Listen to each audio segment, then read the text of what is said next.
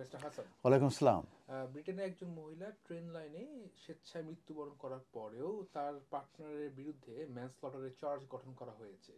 এ সম্পর্কে যদি আপনি আমাদেরকে বিস্তারিত জানাতেন।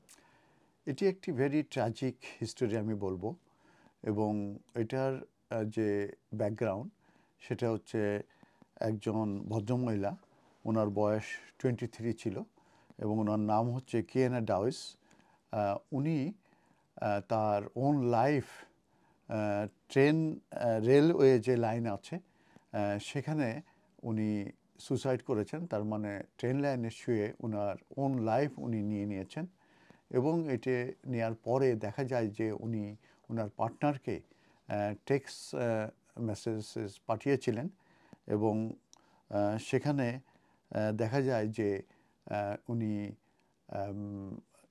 সিরিয়াসলি সাফারিং হয়েছিলেন কিংবা সাফারিং ভিতর ছিলেন, এবং সিরিয়াস অ্যাবিউজ তাকে করা হয়েছিল, এবং সেটা হয়েছিল তার পার্টনারের দ্বারা, এবং তার পার্টনারের নাম হচ্ছে রেন ওলিংস।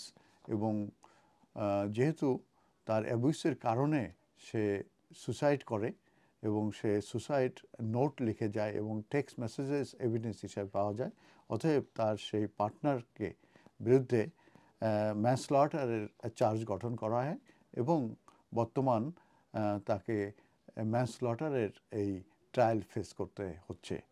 এই ঘটনাটি মূলত ট্রায়াল হচ্ছে সেটা হচ্ছে প্রেস্টন ক্রাউন কোর্টে, এবং সেখানে যে ঘটনাটি বলা হয় যে তার পার্টনার তার মিস্টার ওলিংস, সে মিস ডাউসকে যখন মিট করে তার এক সপ্তাহের ভিতরে তার যে নাম সেটা ট্যাটু করে তার নেকে, এবং তাকে বলে সি বিচে, এবং সে পোস্টারিং করে সেখানে এবং বলে যে উইল ইউ ম্যারি মি, এবং পরবর্তীতে তাদের ভিতরে সম্পর্ক হয় এবং তারা একসঙ্গে বসবাস করে। এবং একসঙ্গে যখন তারা বসবাস শুরু করে দেয়, তারপরের থেকে দেখা যায় যে ওই মিস ডাউসকে সিরিয়াসলি অ্যাবিউজ করা হয়, এবং তার প্রতি সিরিয়াস ভায়োলেন্ট ছিল, এবং তার যে লেগ আছে সেই লেগ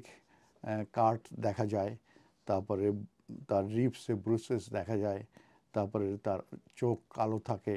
এই ধরনের অনেক এভিডেন্স কিংবা সাক্ষী মূলত পরবর্তীতে পাওয়া যায়।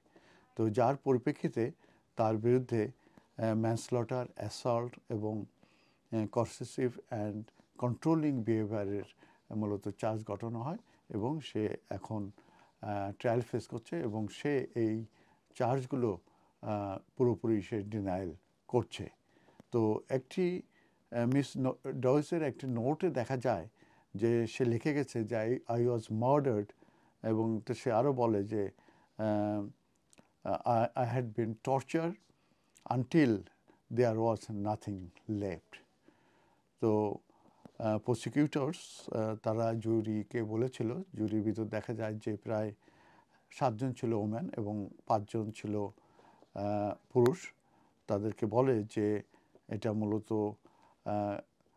তার বিরুদ্ধে ভায়োলেন্স ইউজ করা হয়েছে, এবং সেই কারণে মিস ডাউইস তার নিজের লাইফ সে নিজেই নিয়ে নিয়েছে।